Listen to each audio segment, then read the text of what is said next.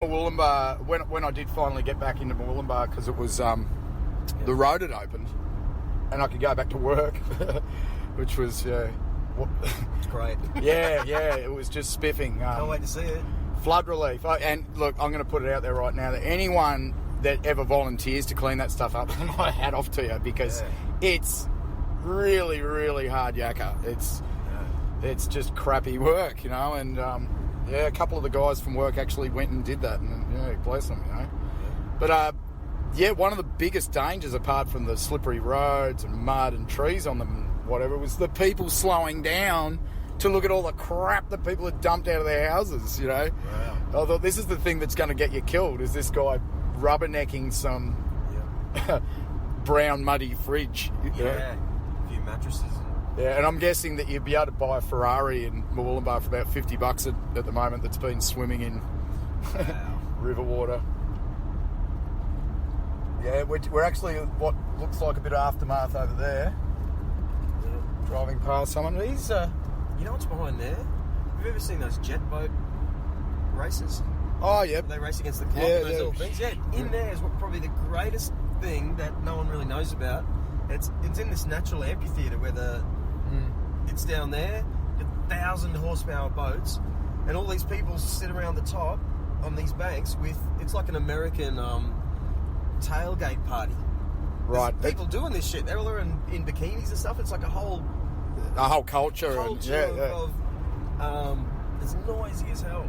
Yeah. So good. Yeah, I imagine it's it's quite an adrenaline rush to be on a body of water that's only slightly wider than your boat. Oh, yeah. We went down and went, oh my God. And we saw 3 rollovers. Yeah, I can imagine. As soon as they roll over, they're upside down sometimes in the water. Yeah. Everyone just runs in and chips them back over. Like they've got side crew. But they're all just in board shorts. They're ready to go because it happens so much. But I guess that's the appeal. You know, people say, "Oh, I don't watch this stuff to see the injuries or whatever." But you know, so people watch NASCAR to see people go left 500 times.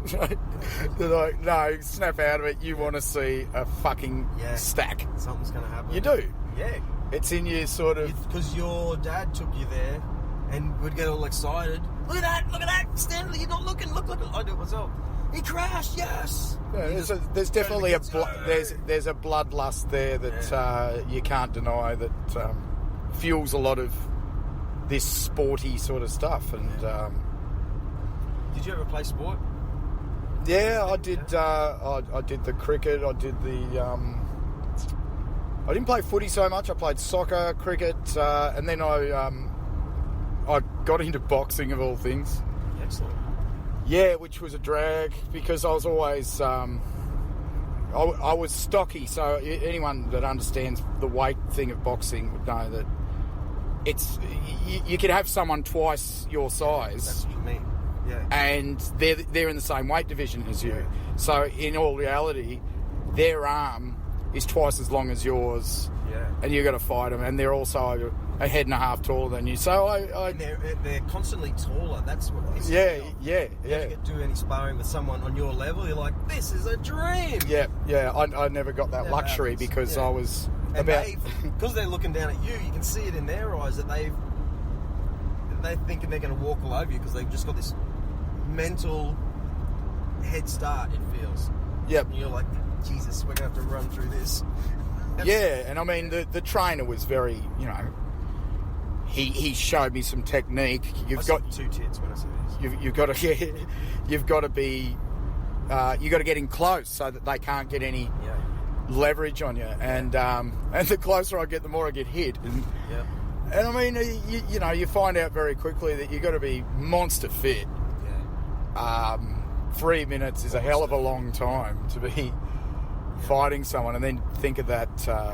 And I actually worked years later with in the building industry with a fight trainer, and he said it took him years to actually understand that anyone can fight or anyone can box with the training and everything, but he said you only find out how good people are after 7 rounds. And I thought, because that's where just pure life force will kick in or fail. And physically can't pick your arms up. no. That's it. No. You're done. Yeah, and it's that... there's no such thing... You know, people say, if you over-prepare, you can under-deliver. That doesn't happen with boxing. No way. You can't over-prepare. It just doesn't exist. And, I found out very quickly I didn't want to do that. So that was probably the last sort of physically fit thing I did as a teenager, and before... Where was it? Well, that was growing up in Tassie. I did it at the PC, YC, whatever you call it. Okay. And, the guy was an ex-copper, and, he was pretty hard. I saw last night, down the old fish and chip shop, there was I'm waiting for my family pack, $29, right? Anyway, waiting there, and two guys well-dressed walked past me, and I'm staring at my phone in a daydream sort of thing, and I noticed, hang on, so I just looked up, and here's a detective wearing normal clothes, but he had his gun right there on his holster, and he was just wearing normal. He was with another detective as well, but he had, on one side of his thing was his badge. His badge was visible. Yep. That's the first time I'd ever seen that. You normally get a policeman in his gear with a gun. This dude was like, he was dressed up going to a corporate event with a gun on his hip, and I couldn't see the badge for the first half a minute, and I'm like, okay, who's this, security dude? They definitely look like a cop, but it's the first time I'd seen that. I wonder if they've changed open carry laws for detectives or something. It was just weird, and everyone in the fish and chip shop was kind of freaked out about it because you never see it. I've seen it in the States. You can carry a gun in a holster in your pocket if you're this and that, but it was just it's the weirdest, strange thing. It's funny you say. I was talking to someone the other day about a guy I met he was a very well educated English guy from Oxford University. He's like a sort of rocket scientist calibre of education. So I was very curious, because he'd been in Australia for a couple of years, what he thought about Australia.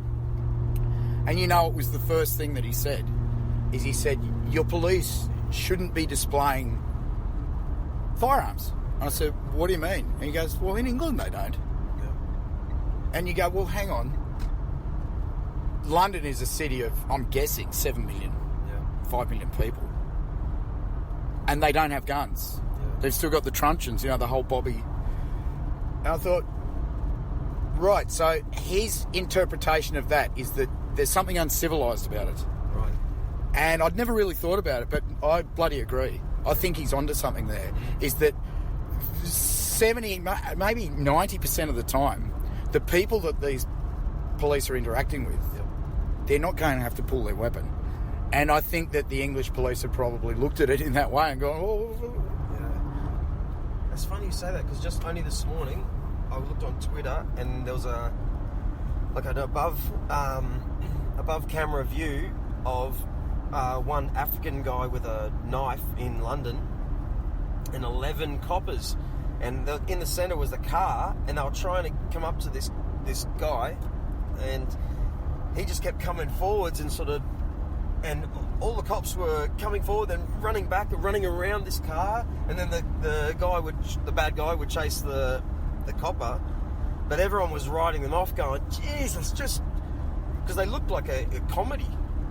Here's one guy with a knife, but the other, have you ever seen a knife? Has anyone pulled a knife? And it's frightening, man. You just see, I can imagine it would be. You can imagine the thing going in your rib cage in between the bits, and it's frightening. So I can side with the cops there, going, and obviously they, by the looks, they don't have any tear gas or what that shit you put spray in the face, tasers. It was like a comedy from the above view. These cops going, oh no, oh shit, oh run around, they're just going to talk him down. Yeah. Drop the knife, or I'll say drop the knife again. Yeah. It's all they can do. So I'd hate to be a cop, man. It'd be the most interesting thing ever. The most interesting thing sometimes. I've got a friend who isn't a cop, but she works in amongst it. I said, tell me some stories, come on. Yeah. And she can't really, but there's a whole level of other, you know, being privy to, like, dudes that are stealing and selling cars, and they take them over to some dealership where they rebadge them, and all that shit is nowhere in my life. Like, I don't really know anyone who's into that sort of stuff. So to actually get a glimpse of it for a few months, you'd have to change your opinion on what the world's really like, I reckon. Is this the line? Yeah, I think though that a lot of professions from the outside probably look quite more interesting than your own life. But then when you'd be doing it, you'd realise that it's sort of a glorified garbage man. Yeah. You know, or the you know, you just. I heard about a guy that joined the force, and one of his first jobs was they did a mass breath test on the M1, and I was, oh no, what a first day! Yeah, you know, that would have been bad. Yeah, and it was like now, you know, around a public holiday, long weekend, which is bad enough on the M1 as it is now. Imagine they're pulling over every car. Yeah, it just would have been. Things you'd hear. Oh, I remember twice getting pulled over at Indy, because I lived in Surfers Paradise. Right. They do it where the Indy track is, right there in the pit lane. They changed the speed limit from 60 to 50, like overnight, and they caught me 2 years in a row. Oh. And it was always the same copper teaching the new kid. So the same copper had these circular glasses on, and he also booked me at this other spot too. So I'm like, oh my God, I can see what they're doing. They're going to the most obvious place to train someone as fast as they could about how to hold the thing and how to write a ticket. But I caught... So when, let's call Sergeant number 1 and the new guy number 2. So when number 1 came over, he had the number 2 with him beside him, and he goes... He's showing me the gun. He goes, mate, you were doing 60 and thing. And I was pissed off. I'm going, when did this change? You hardened criminal, Drew. Yeah. I was like, where the hell did this change? I didn't see any sign. He goes, it's back there on the thing. And when I didn't see it, so I drive up this thing every day, as everyone does, right? He goes, no, I'm going to have to do it. So he went back to check my license while number 2 stayed with me. And I looked at him, and he's kind of just sort of looking around. I went, what are you being a cop for? He goes, 10 kilometers. Continue on Pacific Highway. Yeah, thought I'd better check that. So man, what are you doing this for? He goes, like he wasn't a cop yet. Right. He was the new guy. He looked at me and smiled. He goes, no, it's great. You get all these days off. Like the hours are good. It's great. But then it clicked to him the role he was supposed to be, because I'm still Mr. Angry. Just looking, oh really? Yeah. And wonder how he feels now. So did you give you an application for it? When do you start? Oh, yeah. I think I told you in the last... No, anyway. Yeah, I remember, skip it. Yeah, that's what I mean about the garbage man thing. Though. I think a lot of what they probably get to do is real sort of ordinary and pulling over people like you and me. And that, what did we do really in the scheme of things?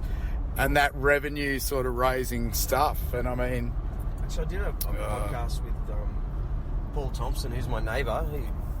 He's a great mate, but he was in the police force for like 18 years. And when he moved in, I'm like, oh my God, the neighbour's a retired cop. And I've never had that in my life. Mm-hmm. Great guy. Probably one of the bestest mates I've got. The most interesting stories. Anyway, so I convinced him to come and talk on a podcast. And, man, he had to do everything. Like, because he was in Foster, you know, down at New South Wales. Yeah. He was the town cop. Like, so one of the town cops. So they'd have all these highways. You know, how many times you've been up and down the highway and there's a fatality? Well, he has to see it. He had to knock. Like he was what was the show? Frank Gilroy. Yeah. He was, Yeah. So he had to tell Mrs. Johnson that her 18-year-old daughter just got fucking run over on the highway and you know, everything, all of it. All the bad guys hated him and they spit in their mouth all the time. Sounds horrible, man. But if we're at a barbecue and I'll say, oh yeah, up at Johnson Road, he goes, oh yeah, I remember that time. This one time we raided a house that was filled with cocaine, and everyone shuts up and just goes, Yeah, tell me more. Oh.